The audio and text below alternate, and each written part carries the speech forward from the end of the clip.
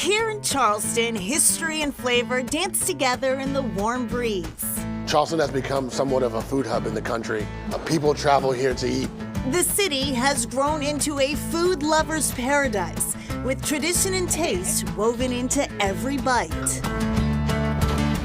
The gentle sway of the tides meeting the hands of locals. Here, catching what you cook is more than just a pastime. It's a way of life. Having that connection with the food you're eating, like, it fills your heart along with your belly. Tia Clark is a Charleston native who runs Casual Crabbing with Tia. Definitely a keeper. After a health battle, she found her love for being by the water, thanks to a family outing. We caught blue crabs, we caught shrimp, and we caught a fish. And that was the first day that I ever caught and cooked my food. And it made me lose my mind. I mean, absolutely lose my mind. Now, Tia is sharing that love for her hometown and the ocean with tourists who visit. This is my love letter to my hometown. By me hosting this experience and finding myself here next to the water, I get to guide people that come to Charleston and make sure that they do things important for this culture. The experience teaches people of all ages how to catch blue crabs from a dock near the heart of the city. Crabs like chicken, so we have chicken in baskets. Nothing beats the feeling of catching your first crab. We're going to do it the more traditional way called necking or hand lining, which is you just put a piece of chicken on a string, throw it out in the water. Clark left her job in the restaurant industry to do something she loves, and she's never looked back. This is my office now. I had no connection with the food that I was eating my whole life, and it really just brought me back. From net to boiling pot, each crab tells a story of the sea. I used the locality of the soft shell and tied it in with my New England roots. So I took a home-style biscuit and I smothered it, not with sausage gravy, but with New England clam chowder. A story that finds its way to the tables of Charleston's many restaurants. Chef Marcus Schell, the director of culinary at Uptown Hospitality Group, is originally from New Bedford and has transported classic New England flavors down south. There are things in New England that we're known for, like a clam bake. Is there anything comparable here in Charleston? Charleston has low country seafood boils, dewy sausage, corn on the cob, potato, clams, mussels.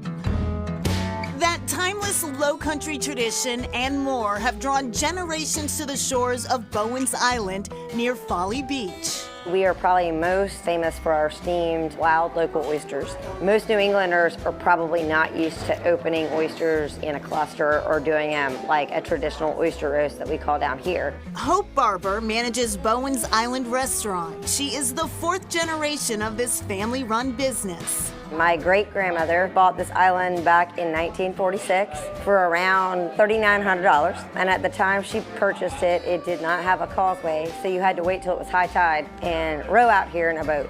You can still get here by boat, but there's a road now, too. Incredible vibe. You walk up, you just know that the food is going to be incredible before you even walk into the building. A fire destroyed the building in 2006, but the rhythm of laughter and aroma of fried seafood came roaring back, winning the restaurant a James Beard Classic Award.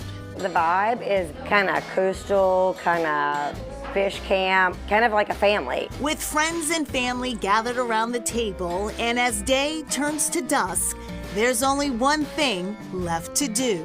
I honestly think that we have the best sunset in the Charleston area. Toast those beautiful views.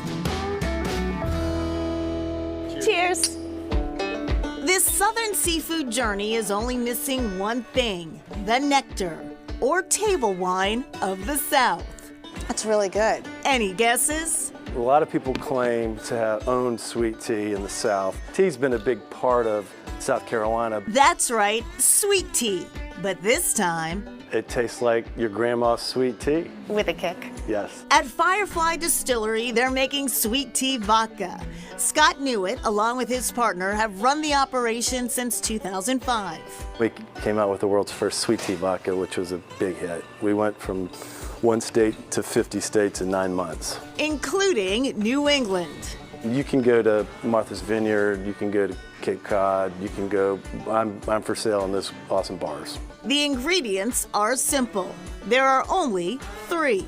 It's our vodka, tea, and sugar, and it just tastes like sweet tea. Alongside their sweet tea vodka, Firefly makes more than 30 other spirits, from whiskey to flavored moonshine and a very popular lemonade vodka. Bursting with flavor. From sip to bite, the flavors of Charleston celebrate tradition, innovation, and community. And back to Bowens Island, everyone is welcome to leave their mark at the restaurant. Using a Sharpie or a pen, guests sign their name on the wall. So, of course, Shayna and the crew got in on the fun and left a Chronicle signature on one of the doorways in the main restaurant.